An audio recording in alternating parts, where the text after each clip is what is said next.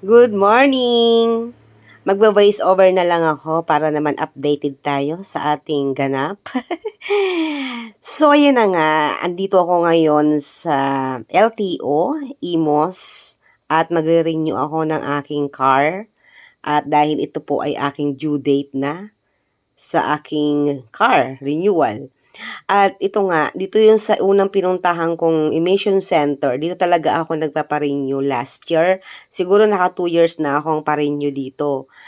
Kaya, yung video ko na yan, napakaaga. Dumating ako dyan ng mga 6 a.m. Kasi akala ko, ganun pa rin yung sistema tulad last year na ang maraming tao. Kasi last year, madaling araw pala, nakapila na kami doon sa unang-unang gate. At dahil 6 a.m. ay cut off na. Kaya ako naman, talagang inagahan ko at natakot ako, baka hindi ako makakuha ng renew kasi due date ko na, last day ko talaga ngayon. Kaya natatakot ako na baka hindi ako makakuha, makat off ako. Kaya talagang hindi ako masyado nakatulog kagabi. Kaya inagahan ko talaga na kailangan makarenew ako ng aking car. Paparehistro pala. So, ayan na nga. Mabuti na lang ay hindi na pala ganun kadaming tao. Pero dumating ako ng 6 a.m. Alam niyo ba, pang-walo na ako. Kaya medyo tatanghaliin talaga ako kung medyo tanghali na akong dumating. So, ayan na nga. Habang wala pang 7 a.m., nagbablog-vlog muna ako.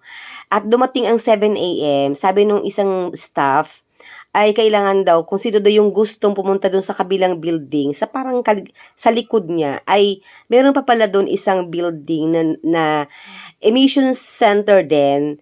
At pinapupunta ako doon, sabi niya kung nagmamadali daw ako, ay pwede ako doon kasi wala pang pila. At syempre, ako syempre, tinry ko at nag-aalangan ako na kung aalis ako dito sa pila ko dito sa pang 8 ako, baka pagbalik ko lalong hindi ako makakuha. Baka niloloko lang ako ng staff. Nagdadalawang isip talaga ako kung pupunta ba ako doon. Baka mamay pagbalik ko doon, wala na akong slot dito. So, pero naniwala ako doon sa staff, kasi staff naman yun. Pumunta ako, sabi niya, ma'am, wala pang pila doon, ikaw yung mauuna. O, syempre, ako naman, pumunta agad ako doon. At ayan na nga, nakaupo na ako. Pangatlo naman pala ako. So, nakita ko yung yung area niya. Matagal na to eh. Hindi ko lang siya pinapansin. Nakala ko naman, yung driving test lang or di ko alam na meron palang doon, emission center din. Siguro bago lang to o ewan ko, di ko alam. So, andyan, pangatlo ako. So, okay lang din kasi at least maaga. At, ayan, tinitingnan ko yung paligid. Medyo kakaiba dito. At, medyo high-tech. Parang mas dito, mas konti yung tao na pumupunta. Kasi yun naman pala, sabi nung nakausap kong lalaki diyan, medyo high-tech daw kasi diyan. Pero magkaiba silang building, magkaiba sila na may-ari. So, ayan na nga, tapos na yata ako magbayad dyan. After ko magbayad, nagbablog-vlog na ako. Sabi sa akin dun sa cashier 1, pumunta daw ako dito sa waiting area. So, yan ang waiting area nila na nag-aalangan pa akong pumasok. Kasi ako lang mag-isa. Sabi ko, nasa na yung dalawang sinundan ko? Bakit wala sila rito? Tama ba ako? Na dito ba ako talaga pinapupunta nung cashier? Kasi natakot ako kasi kinuha yung susi ko. Kinuha yung susi ng kotse ko. Tataka ako, bakit kinukuha nila yung susi ng kotse? Doon naman sa una kong pinarehistruhan, ay wala naman, di naman nila kinuha. Diyan na nga pala ako nag-standby. Naka-aircon dyan.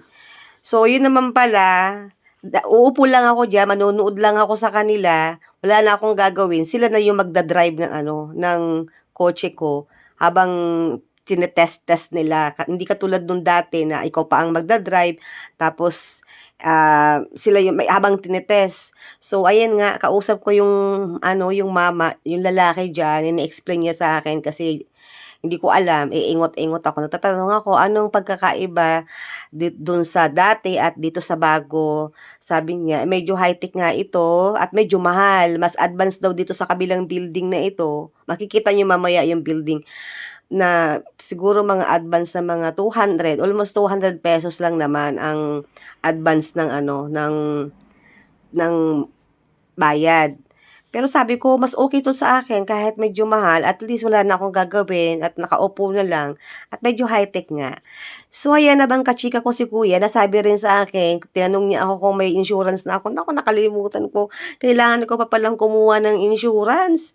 Yun na nga ang ginawa ko, kausap ko siya, kailangan, mayroon akong photocopy ng another photocopy ng ORCR kasi para sa insurance. Naku, buti na lang nakapagpa-ano ko, dala ko yung mga original ko.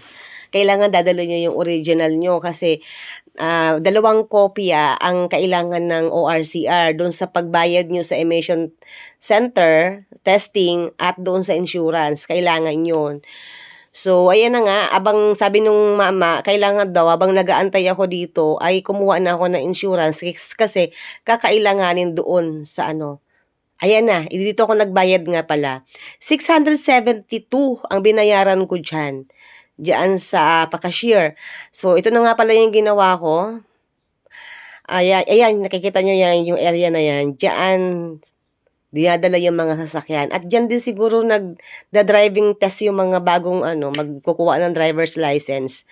So, ayan, maganda siya, di ba? Maganda yung area niya. Matagal ko na ito nakikita, hindi ko lang siya pinapansin. Dito sa bandang ito, sa bandang kanan, yun na pala, may toilet. Maganda rin siya. Ayan, marami ng tao. Kasi binalikan ko lang ito para ma-vlog ko lang. Tapos na ako dyan. So, ayun na nga, yung sasakyan ko, di ba? Inano na, sinakyan na nung staff. Sila na yung bahala mag-check. Hindi tulad sa dati na ako pa yung nagda-drive habang chine-check. So dito, nakaupo ka lang dito sa sa loob ng waiting area habang pinapanood mo yung sasakyan mo. So anyway, binlog ko lang naman yan para lang may documents ako. Pero that time, ay pupunta pa ako dapat, hindi pa ako makakapunta dyan sa ayan na yung building. Ayan yung building ng isang, yan sinasabi ko sa inyo. Yung building, dun yung luma, yun, nakita nyo, yun, yun naman yung building ng insurance. Diyan ako pupunta, kasi nga kailangan ko ayan ang LTO, yung building na yan, diyan naman magbabayad para sa 1.8. So yan, pumunta ako din ng insurance, kasi kailangan, syempre pagpasok mo diyan sa window 1 ka talaga magbabayad, ay ipaprocess yung mga documents mo diyan, magpasa ka ng ORCR, saka kailangan may email address ka. Ayan. So, pagtapos mo doon, magbabayad ka ng 800 pesos. So, ito na, pinapakita ko, yan yung luma na emission center, LTO, pabalik-balik naman yung video ko. So, ayan, tinatawag na ako nung driver, tapos na daw yung aking testing, nakapasan naman yung car ko. At ayan na yung mga documents ko, kailangan pumasok na ako sa LTO building. Ayan naman ang LTO building, syempre, natakot ako mag-video, baka bawal. Syempre, panakawala yung video ko, kaya magulo. So, ayan, nagbayad na ako ng 1.8 para sa renewal. At papel pa rin ng papel pa rin na black and white lang din yung yung resibo. Parang dati. So yun na nga, at nagtapos ang aking moment ay pag-uwi ko dito sa amin, pina-car wash ko naman yung car ko dahil syempre bagong renew. Ay ang putik-putik dahil ang putik dun sa naparkingan ko sa LTO. Siyempre, kailangan linisin natin kasi bagong renew yung baby ko na yan. So, yan lang po, nagtatapos ng aking ganap.